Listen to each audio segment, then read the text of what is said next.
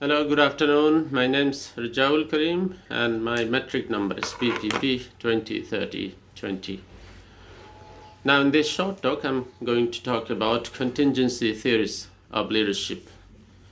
Since the inception of leadership, scholars have been preoccupied with the question that what makes leadership effective in the context of a group or organization. One classic approach during 1970s and 1980s was contingency theories of leadership. Now, contingency theories of leadership holds that leadership effectiveness is related to the interplay of a leader's traits of behavior and situational factors.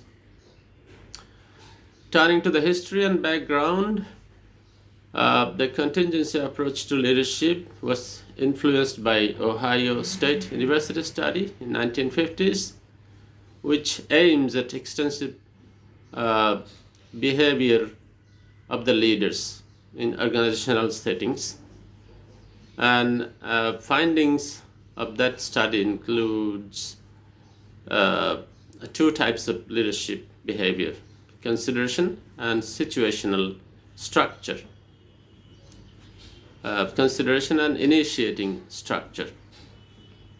Now, about the same time, another study was carried out by the University of Michigan scholars, which also found kind of similar findings. Investigators, however, turned these leadership behaviors in relation-oriented behavior and task-oriented behavior. So this line of research was later extended by Robert Blake and Jane Mouton in 1964, suggesting that effective leaders score high on both the side behaviors, leadership behavior, namely relation-oriented behavior and task-oriented behavior. They suggested that effective leaders score high on both these leadership behaviors, and they are called high leaders. Although research constantly supported the dichotomy between task and relation leadership behaviors, little evidence suggested that these leadership behaviors were related to increased leadership effectiveness in group performance. Inconsistent findings characterized the bulk of research in this area, and soon the focus of attention of leadership behaviors as direct predictors to leadership effectiveness shifted. However, researchers did not abandon the task versus relation dichotomy altogether. Instead, an alternative approach was developed that emphasized the potentiality of critical role of the situational context in linking leadership behaviors to effective outcomes. This alternate approach became known as the contingency theories of leadership. Now, the contingency approach.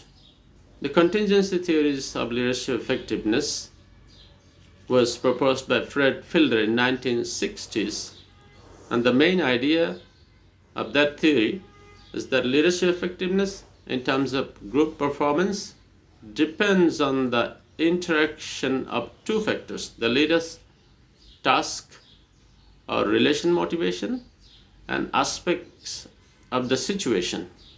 The leader's task or relation motivation is measured through the least preferred coworker scale, LPC.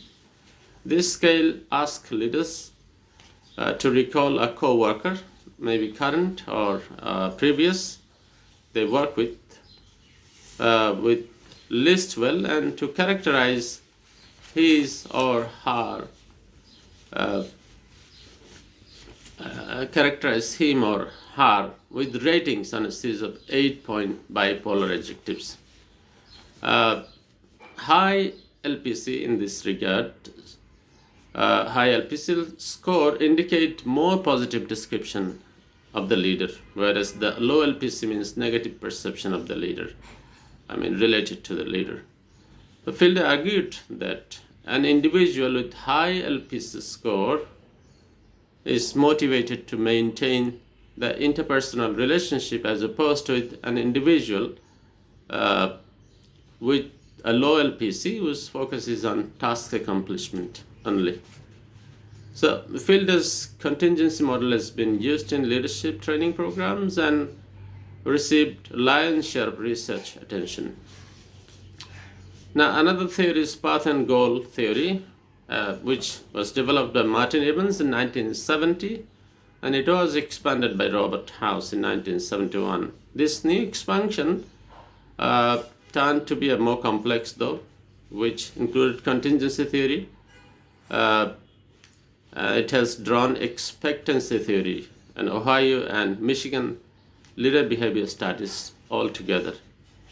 According to House, a leader should clearly explain everything to the group to achieve the goal. And to do so, the leader focuses on both the follower satisfaction and task accomplishment. Now, moving to the normative decision model. This is unlike many theories of contingency leadership, which explains that effectiveness in terms of, most of the contingency theories focus on effectiveness in terms of group performance and team satisfaction. Unlike most contingency theories, normative decision model focuses on providing prescriptions to optimize the leader's decision-making process. This theory was originally developed by Victor and Philip Yetton in 1973, and later it was revised by Victor Broom and Arthur Jago. Now, turning to the situational leadership theory. This theory was proposed by Paul Hershey and Ken Blanchard in 1969. According to these scholars, leadership effectiveness depends on how skillfully leaders can formulate their behavior in the context they are situated.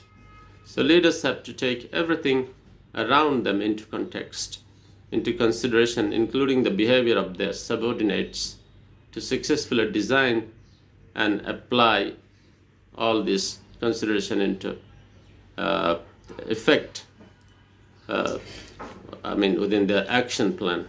This theory was also developed on earlier Ohio and Michigan studies, and it emphasizes the combination of task and relation behavior, which are extended by Blake and Morton's work. But here, task and relation behaviors are called directing and supporting. Besides on combining directive and supportive behavior, Hershey and Blanchard focuses 4 different types of leadership behavior. Telling, that means high directive, low support. Selling, high directive, high support. Participating, low directive, high support. And delegating, low directive and low support. So to conclude, Fred Fielder's seminal work actually helped to springboard the development of a series of notable contingency theories that account for both leader and situational variables to a significant context. Thank you very much.